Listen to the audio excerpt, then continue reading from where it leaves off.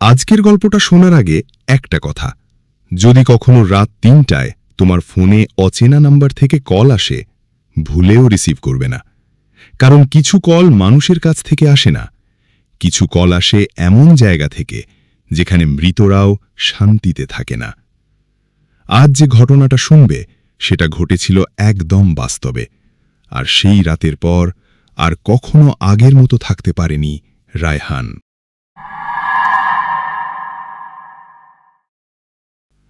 রাত ৩টায় অচেনা কল। রাজশাহীর পাশের একটা ছোট্ট গ্রাম মাধবপুর, শান্ত নিরিবিলি একটা জায়গা। সন্ধ্যার পর পুরো গ্রামটা যেন কেমন নিস্তব্ধ হয়ে যেত। লোকজন বলতো এই গ্রামের উত্তরে পুরনো যে শ্মশানটা আছে সেখানে নাকি মাঝরাতে অদ্ভুত সব শব্দ শোনা যায়। রায়হান এসব বিশ্বাস করত না। ঢাকায় পড়াশোনা করত সে। বিশ্ববিদ্যালয়ের সেমিস্টার শেষ হওয়ায় ছুটিতে গ্রামে এসেছিল। রাত প্রায় ১টা। রায়হান নিজের ঘরে শুয়ে মোবাইলে ভিডিও দেখছিল। হঠাৎ বাইরে কুকুরের অদ্ভুত চিৎকার ভেসে এলো। সে একটু বিরক্ত হয়ে জানালাটা বন্ধ করে দিল। তারপর কখন যে ঘুমিয়ে পড়েছিল নিজেও জানে না। হঠাৎ ট্রিং ট্রিং ট্রিং ফোনের শব্দে ঘুম ভাঙল। ঘড়ির দিকে তাকিয়ে রায়হানের বুক ধক করে উঠল। রাত ৩টে। স্ক্রিনে ভেসে উঠছে আননোন নাম্বার। সে প্রথমে ভাবল হয়তো কোনো বন্ধু মজা করছে। কলটা কেটে গেল, কিন্তু কয়েক সেকেন্ড পর আবার ট্রিং ট্রিং। রায়হান এবার রিসিভ করল। হ্যালো। ওপাশে নিস্তব্ধতা। তারপর খুব ধীর কর্কশ একটা কণ্ঠ, রায়হান, জানালার বাইরে তাকাও। রায়হানের শরীর ঠান্ডা হয়ে গেল। কে আপনি? কোনো উত্তর নেই, শুধু কেমন যেন ভেজা নিঃশ্বাসের শব্দ। তারপর কল কেটে গেল। রায়হান কিছুক্ষণ ফোনের দিকে তাকিয়ে রইল। হয়তো কেউ প্র্যাঙ্ক করছে। নিজেকে শান্ত করে সে ধীরে ধীরে জানালার পর্দা সরালো। আর তারপর তার বুকের ভেতরটা যেন জমে গেল। বাইরে অন্ধকারে আম গাছটার নিচে একটা লম্বা ছায়ামূর্তি দাঁড়িয়ে আছে, নড়ছে না, শুধু তাকিয়ে আছে তার জানালার দিকে। রায়হান দ্রুত পর্দা টেনে দিল। তার হাত কাঁপছে। ঠিক তখনই আবার ফোন, আননোন নাম্বার। কাঁপা হাতে রিসিভ করতেই, দেখতে পেয়েছ? রায়হানের গলা শুকিয়ে গেল। কি তুমি? ওপাশে এবার অদ্ভুত একটা হাসি, শুকনো কর্কশ। ওটা আমি নই, ওটা তোমার জন্য এসেছে। কল কেটে গেল। রায়হান দৌড়ে বাবার ঘরে গেল। বাবা মাকে সব বলল, কিন্তু তারা বাইরে গিয়ে কিছুই দেখলেন না। বাবা বললেন, খারাপ স্বপ্ন দেখেছিস। রায়হান আর কিছু বলল না, কিন্তু তার মনে হচ্ছিল সে যা দেখেছে সেটা সত্যি। পরের রাত রায়হান ঠিক করল আজ জেগে থাকবে। রাত 2:58। ঘর নিস্তব্ধ। হঠাৎ ফোনটা কেঁপে উঠল। Unknown number. তার বুক ধরফর করতে লাগল। রিসিভ করতেই, আজ দরজা খুলো না। রায়হান চমকে উঠল। কেন? ওপাশে উত্তর এলো, কারণ আজ ওটা তোমার দরজার সামনে দাঁড়িয়ে আছে। ঠিক তখনই ঠক ঠক ঠক। ঘরের দরজায় 3বার শব্দ হলো। রায়হানের পুরো শরীর অবশ। বাইরে থেকে তার মায়ের গলা, রায়হান, দরজা খোলো বাবা। সে স্বস্তির নিঃশ্বাস ফেলল, কিন্তু ফোনের ওপাশে কণ্ঠটা ফিসফিস করে বলল, দরজা খুললে মরবে। তোমার মা তো অনেক আগেই ঘুমিয়ে পড়েছে। রায়হানের মাথা ঝিমঝিম করতে লাগল। বাইরে আবার, রায়হান, দরজা খোলো।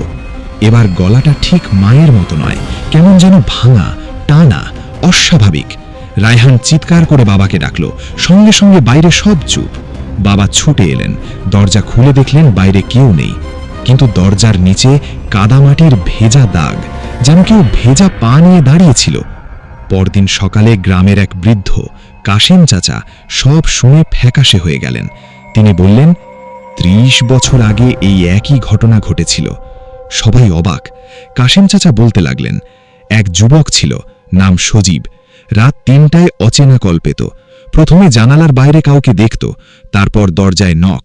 তৃতীয় রাতে দরজা খুলেছিল। পরদিন সকালে তার লাশ পাওয়া যায় শ্মশানের পাশে, মুখে ভয়ঙ্কর আতঙ্কের ছাপ। আর তার ফোনে শেষ কল আননোন নাম্বার। রায়হানের গা শিউরে উঠল। তাহলে আমি কি করব? কাশেম চাচা বললেন, আজ রাত 3টের আগে ফোনটা বন্ধ করে আয়নার সামনে রাখবি, আর যাই হোক পিছনে তাকাবি না। সেই রাত রায়হান নির্দেশ মতো করল। 2:59 ঘরের বাতাস হঠাৎ ঠান্ডা হয়ে গেল। 3টে বন্ধ ফোনটা হঠাৎ নিজে থেকেই জ্বলে উঠল। স্ক্রিনে লেখা ইনকামিং কল, আননোন নাম্বার। ফোনটা তো বন্ধ ছিল। হঠাৎ আয়নার ভেতর একটা ছায়া দেখা গেল। রায়হান জমে গেল। ওটা ধীরে ধীরে তার পিছনে এসে দাঁড়ালো, কিন্তু সে পিছনে তাকালো না। ফোনের স্পিকারে কর্কশ কণ্ঠ, একবার তাকাও। সে চোখ বন্ধ করে বসে রইল। কণ্ঠটা আরো কাছে এলো, রায়হান, আমি তোমার পিছনেই আছি। তার ঘাড়ে ঠান্ডা নিঃশ্বাস লাগলো। সে প্রায় চিৎকার করে ফেলতে চাইছিল।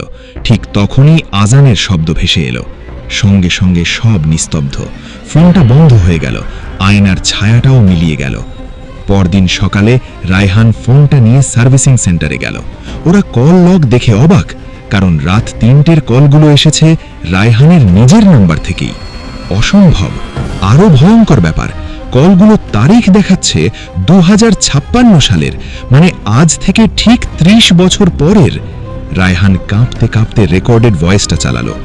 ওপাশে কর্কশ কণ্ঠে শুধু একটা কথাই শোনা গেল, আমি ভবিষ্যতের তুমি, দরজা খুলেছিলাম, এখন তোমাকেও নিতে এসেছি। সেই দিনই রায়হান গ্রাম ছেড়ে চলে যায়। ফোনটা নদীতে ফেলে দেয়। সব কিছু ভুলে যাবার চেষ্টা করে। কিন্তু ঠিক 1 মাস আগে তার নতুন ফোনে আবার রাত 3টায় কল আসে।